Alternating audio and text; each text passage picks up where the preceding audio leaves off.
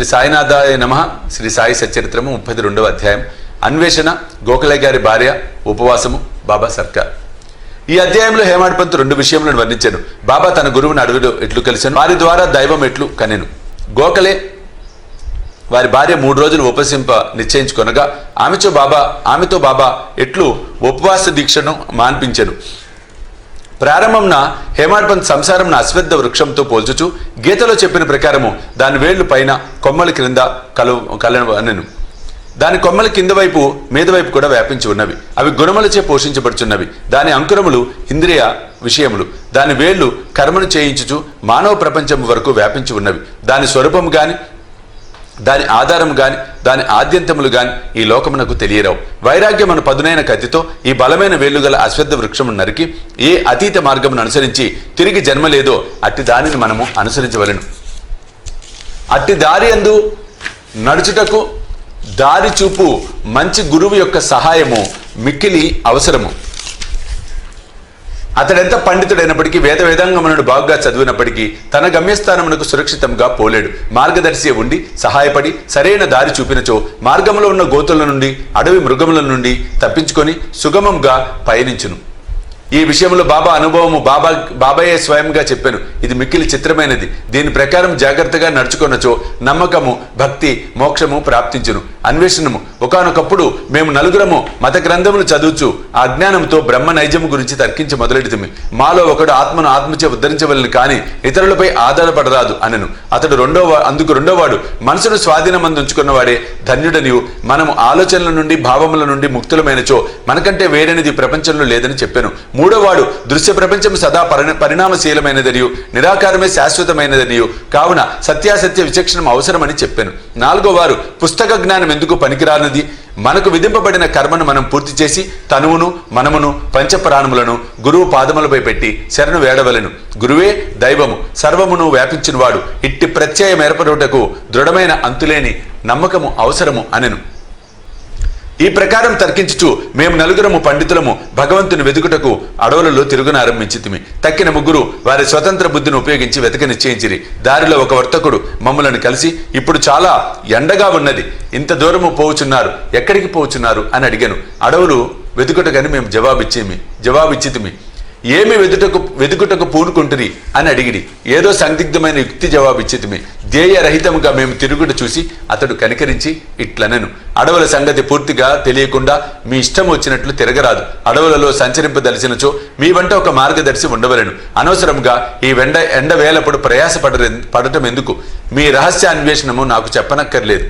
అయినను మీరు కూర్చుండి భోజనం చేసి నీళ్లు తాగి కొంత విశ్రాంతి తీసుకొని పిమ్మట పోవచ్చును, ఓపికతో ఉండుము అనెను.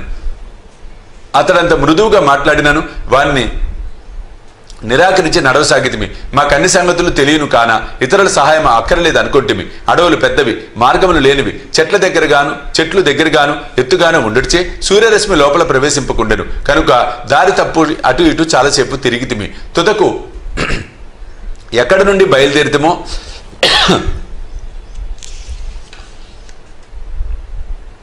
అచ్చటికే అదృష్టవశాత్తు తిరిగి వచ్చితిమి.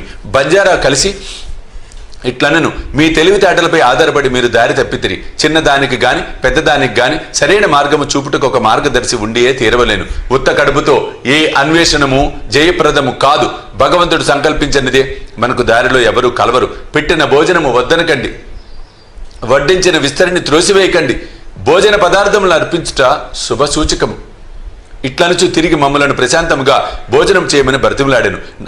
నా మిత్రులు ముగ్గురు ఈ మాటలను లక్ష్యపెట్టగా భోజనం చేయకుండా ప్రయాణము సాగించిరి. వారి హఠము ఆ విధముగా ఉండెను. నేను మాత్రము ఆకలితో దాహముతో ఉంటిని. బంజరి చూపిన అసామాన్య ప్రేమకు లొంగిపోతుని. మేమెంతో తెలివైన వారం అనుకుంటుమి, కానీ దయా దాక్షిణ్యములకు దూరమైతిని.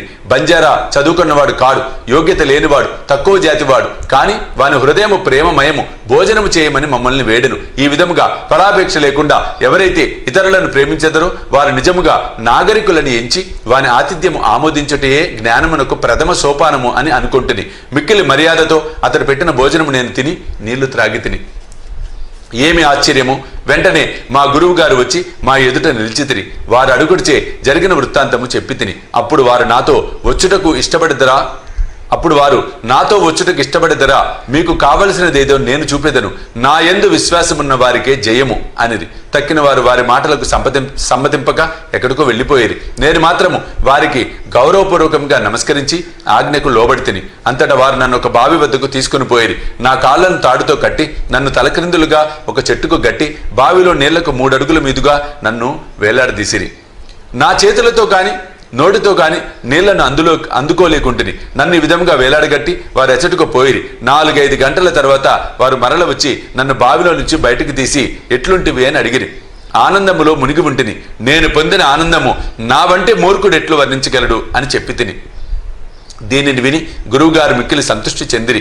నన్ను దగ్గరికి చేరదీసి నా వీపును తమ చేతులతో తట్టి నన్ను వారి వద్ద నుంచుకొనిరి. తల్లి పక్షి పిల్ల పక్షులను జాగ్రత్తగా చూచినట్లు నన్ను వారు కాపాడిరి. నన్ను తమ బడిలో చేర్చుకొనిరి. అది చాలా అందమైన బడి. అక్కడ నేను నా తల్లిదండ్రులను మరిచితిని. నా అభిమానమంతయు తొలగెను. నాకు సులభముగా విమోచనము కలిగెను. గురువుగారి మెడను కౌగలించుకొని వారి తదేక దృష్టితో నేను ఎల్లప్పుడూ చూచుచుండవలను అనిపించినది. వారి ప్రతిబింబము నా కన్ను పాపల ఎందు నిలువనప్పుడు నాకు కనులు లేకుండాటే మేలనిపించెను. అది అటువంటి బడి. అందులో ప్రవేశించిన వారెవరును రిక్తహస్తములతో బయటికి రారు. నా గురువే నాకు సమస్తము తోచుచుండెను. నా ఇల్లు, నా ఆస్తి, నా తల్లిదండ్రులు అంతయు వారే. నా ఇంద్రియములన్నీ తమ తమ స్థానములు విడిచి నా కండ్ల యందు కేంద్రీకృతమయ్యను. నా దృష్టి గురువునందు కేంద్రీకృతమయ్యను. నా ధ్యానమంతయు నా గురువుపైనే నిలిపితిని. నాకు ఇంకొక దాని యందు స్పృహ లేకుండెను. వారిని ధ్యానము చేయనప్పుడు నా మనసు, నా బుద్ధి స్తబ్దమగుచుండెను. నిశ్శబ్దముగా వారికి నమస్కరించుచుంటిని. ఇతర పాఠశాలలలో పూర్తిగా మరొక విధమైన దృశ్యములు కానవచ్చును. భక్తులు జ్ఞానం సంపాదించుటకు పోయి ద్రవ్యమును, కాలమును, కష్టమును వ్యయం చేసెదరు. తుదకు పశ్చాత్తాప పడదరు. అక్కడున్న గురువు తనకు గల రహస్య శక్తిని గురించి, తన రుజువర్తనం గురించి పొగడుకొనుచు తన పావిత్ర్యమును ప్రదర్శించునే కాని హృదయము మృదువుగా ఉండదు. అతను అనేక విషయముల గురించి మాట్లాడును. తన మహిమను తానే పొగుడుకొనును. కానీ అతని మాటలు భక్తుల హృదయములందు నాటవు. వారిని ఒప్పింపజేయవు. ఆత్మ సాక్షాత్కారం అతనికి తెలియదు. అటువంటి బడులు శిష్యులకేమి మేలు చేయును, వారికేమీ లాభము. కానీ పైన పేర్కొన్న గురువు మరొక రకము వారు. వారి కటాక్షముచే ఎట్టి శ్రమ లేక ఆత్మజ్ఞానము దాని మట్టుగది నా యందు ప్రకాశించెను. నేను కోరుటకి ఏమీ లేకుండెను. సర్వము దాని మట్టుకదే పగటి ప్రకాశం వలె బోధపడను. తలకిందులుగాను కాళ్ళు మీదను గను ఉంచుట వలన ఆనందము గురువుకే తెలియను. నలుగురిలో ఒకడు కర్మఠుడు, అనగా కర్మల యందు నమ్మకము కలవాడు. అతనికి కొన్ని కర్మలు విధులు నిషేధములు మాత్రమే తెలియను. రెండోవాడు జ్ఞాని. అతడు తనకున్న జ్ఞానమునకు గర్వించువాడు. మూడోవాడు భక్తుడు. భగవంతునికి సర్వస్వ శరణాగతి చేసినవాడు. భగవంతుడే సర్వము చేయువాడని అతని నమ్మకము. వారిట్లు తర్కించుచు వివాదపడుచుండగా దేవుని సమస్య వచ్చెను. వారు తమకు తెలిసిన విద్యపై ఆధారపడి దేవుని వెతుకుటకు పోయిరి. వివేకమునకు, వైరాగ్యమునకు అవతారముకు శ్రీ సాయి ఆ నలుగురిలో ఒకరు. పరబ్రహ్మ స్వరూపులై కూడా వారెందుచేత ఇతరులతో కలిసి తెలివి తక్కువగా ప్రవర్తించిరని ఎవరైనా అడగవచ్చును. ప్రజాభిప్రాయమును, వారి మంచిని సంపాదించుటకును, వారికి ఒక ఉదాహరణ చూపుటకు వారిట్లు చేసిరి. వారు అవతార పురుషులు అయినప్పటికీ ఒక సాధారణుడైన బంజారాను గౌరవించి వాని ఆహారమును ఆమోదించితిరి. అన్నము పరబ్రహ్మ స్వరూపమని వారి నమ్మకము.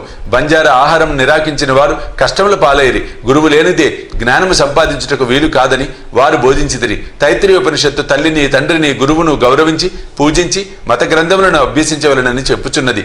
ఇదే మన మనస్సును పావనము చేయుటకు మార్గము.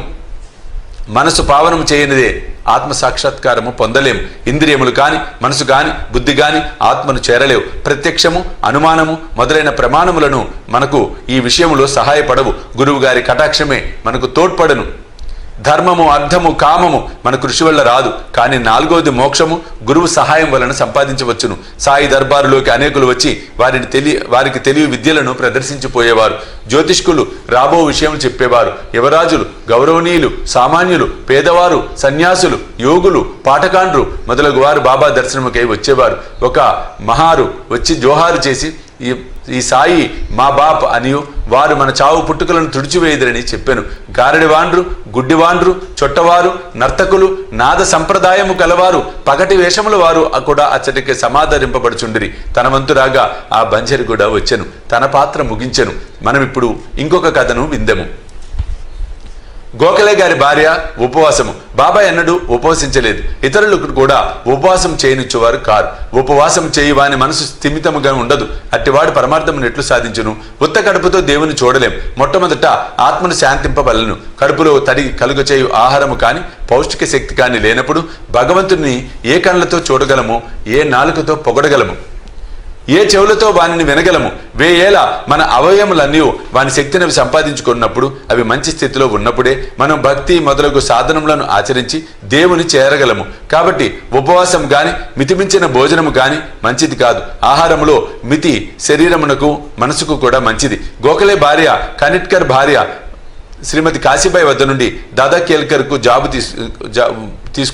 ఉత్తరం తీసుకొని వచ్చాను. ఆమె బాబా పాదముల వద్ద 3 రోజులు ఉపవసించి కూర్చొని నిశ్చయంతో వచ్చాను. బాబా అంతకు ముందు రోజు కేల్కర్తో తన భక్తులకు హోలీ పండుగ నాడు ఉపవాసం చెయ్యనియనని చెప్పి ఉండేను.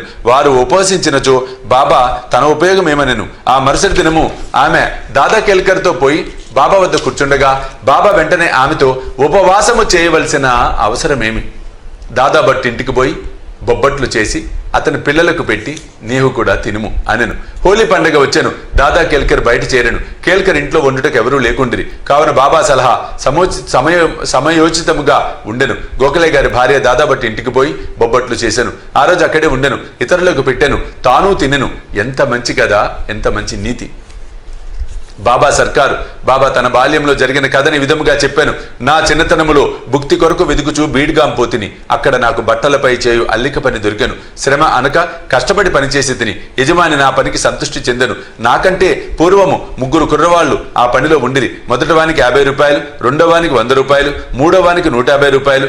నాకు ఈ 3 మొత్తములకు రెండింతలు అనగా 600 రూపాయలు జీతం ఇచ్చాను. నా తెలివితేటలను చూచి యజమాని నన్ను ప్రేమించి మెచ్చుకొని నిండు దుస్తులిచ్చి నన్ను గౌరవించెను. తలపాగా సెల్ల వీనిని వాడకుండా జాగ్రత్తగా దాచుకుంటుని. మానవుడిచ్చినది త్వరలో సమసిపోవును, కాని దైవమిచ్చినది శాశ్వతముగా నిలుచును. ఇంకెవరిచ్చినది దీనితో సరిపోర్చలేం. నా ప్రభువు తీసుకో అనును, కాని ప్రతివాడు నా వద్దకు వచ్చి తేతే అనుచున్నాడు. నేనేమి చెప్పుచున్నానో గ్రహించువాడు ఒక్కడూ లేడు. నా సర్కారు యొక్క ఖజానా నిండుగా ఉన్నది. అది అంచు వరకు నిండి పొంగుచున్నది. నేను త్రవ్వి ఈ ధనమును బండలో తీసుకొని పొండు. సుపుత్రుడైన వాడు ఈ ద్రవ్యమంతయు దాచుకొనవలెను అనుచున్నాను. నా ఫకీరు చతురత, నా భగవానుని లీలలు, నా సర్కారు అభిరుచి మిక్కిలి అమోఘమైనవి. నా సంగతేమి? శరీరము మట్టిలో కలియును, ఊపిరి గాలిలో కలియును. ఇట్టి అవకాశము తిరిగి రాదు. నేనెక్కడికో పోయేదను, ఎక్కడనో కూర్చుండెదను.